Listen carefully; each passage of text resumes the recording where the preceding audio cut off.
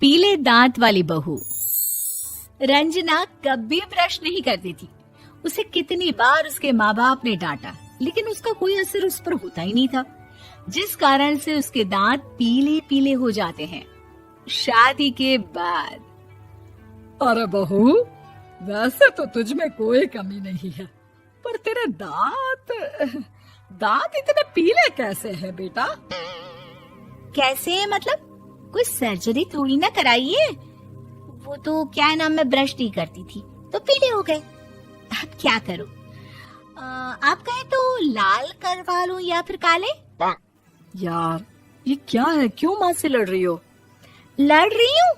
अरे मैं लड़ रही हूँ या ये बोल रही है कि दांत पीले हैं, पीले। अरे तपस्या थोड़ी ना की है इन्हें पीले करने के लिए। बकायदा ब्रश नहीं किया है 20 साल तक, तब जाकर। छी, कैसी बात कर रही हो? ये उस वक्त तो पीले नहीं थे जब हम लोग तुम्हें देखने आए थे।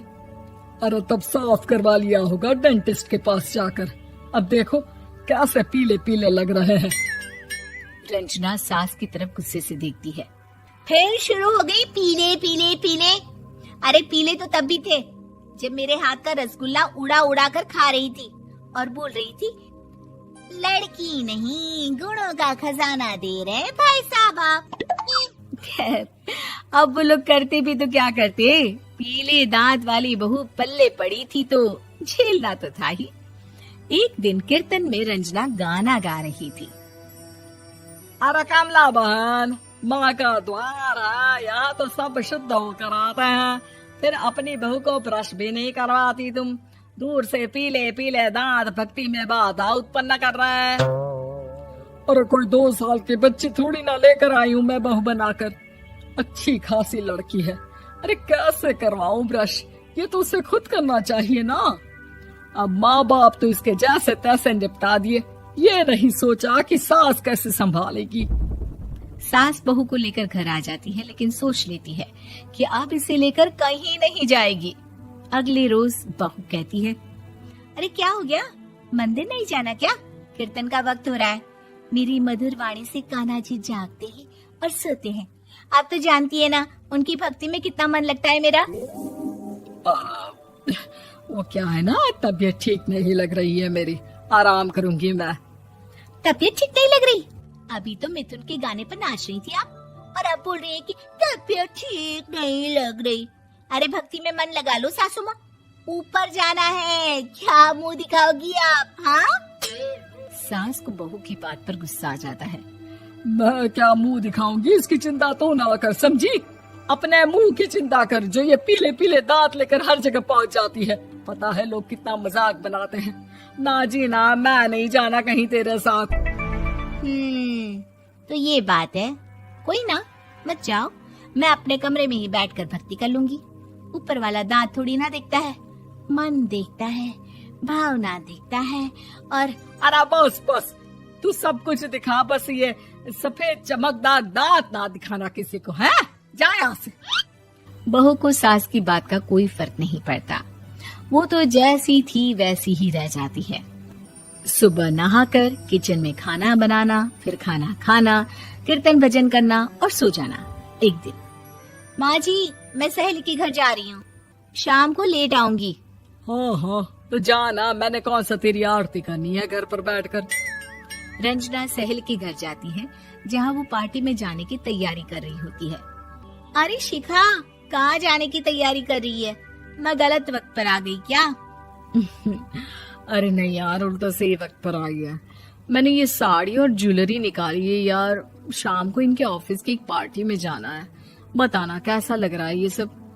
नहीं यार, इस ड्रेस के साथ तो वो वाली ज्वेलरी अच्छी लगेगी। हाँ हाँ सही बोल रही है, मैंने ध्यान ही नहीं दिया। वैसे तो हमेशा से मस्त फैशन सेंस रखती है। तो बड़ा जाती होगी ना पति के साथ पार्टी में। रंजना कुछ नहीं बोलती, बस सोचती है कि यार काश ये बात सही हो जाती, पर मैं क्यों नहीं जाती पार्टी में? क्या इन लोगों की कोई पार्टी होती नहीं होगी? रंजना घर आती है और रात में पति से सवाल करती है, एक बात बताइए, आप मुझे किसी पार्टी में क्यों नहीं ले जाते? क्या आपके यहाँ ऑफिस में पार्टी नहीं होती? पति बेचारा क्या कहता कि दांत पीले हैं तुम्हारे इसलिए। अरे कोई पार्टी होती नहीं हम लोगों के ऑफिस में, तो कहाँ से लेकर जाऊं? और मार्केट, मॉल, कहीं वीकेंड घूमना, कहीं तो। अरे यार, सारे हफ्ते में एक छुट्टी मिलती है, तो सोचता हूँ कि आराम ही कर लूं। क्यों?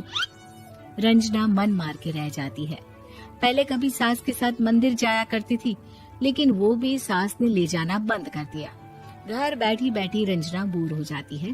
तभी उसे आइडिया आता है और वो मायके जाने का सोचती है। सासू माँ, 2 दिनों के लिए मम्मी के घर जा रही हूँ। अच्छा अच्छा ठीक है, आराम से जा। और हाँ, माँ से कुछ अच्छी आदत सीख कर आना कि कैसे शरीर के हर भाग की तरह दांतों की सफाई भी जरूरी होती है, समझी? शुरू हो गई ना आप। वो लोग आपकी तरह नहीं है कि छोटी छोटी बात का बतंगड़ बना दे। उन लोगों के लिए मैं मायने रखती हूँ, ना कि मेरे पीले पीले दांत। रंजना माँ को बिना बताए उन लोगों को सरप्राइज देती है, लेकिन जैसे ही वो दरवाजे पर पहुँचती है, अंदर देखती है कि घर वाले कहीं जा रहे होते हैं। अब माँ, काश रंजना दीदी के दांतों वाली प्रॉब्लम नहीं होती, तो वो भी हम लोगों के साथ चलती ना बुआ जी की बेटी की शादी में। हाँ बेटा, लेकिन अब उसे कौन समझाए कि उसको उसके पीले दांत नहीं दिखते, लेकिन उसके आसपास के लोगों को कितना एम्बैरेसिंग फील कराते हैं। मुझे तो कितनी बार उसके स्कूल की टीचर ने शिकायत की कि उसके साथ कोई लड़की बैठना भी नहीं चाहती, और ना ही कॉलेज में कोई उससे बात करना चाहता था। लेकिन पता नहीं क्यों उसे ये बात समझ में ही नहीं आती। कोई कमी नहीं है उस लड़की में, बस यही कि दांत पीले हैं। वो तो भला हो जीजा जी और उनकी माँ का, जो दीदी को जैसी है वैसे ही रखा हुआ है। रंजना को अपने घर वालों की बात सुनकर बहुत दुख होता है। वो सोचती है कि वो क्या करे, लेकिन फिर वो सीधा डेंटिस्ट के पास जाती है, अपने दांत चमकाती है और कसम खाती है कि वो रोज ब्रश करेगी। अरे क्या हो गया? तुम तो 2 दिनों के लिए गई थी ना, पर कोई ना, अच्छा है, चलो आ गई तो। रंजना सास के सामने आकर खड़ी हो जाती है और पूरी स्माइल करती है, उसके चमकदार दांतों को दिखाती हुई। हैं? चले मंदिर। माँ, मुझे माफ कर दीजिए, मैंने आप लोगों को बहुत एम्बैरेसिंग फील करवाया। मैं आज से रोज ब्रश करूंगी।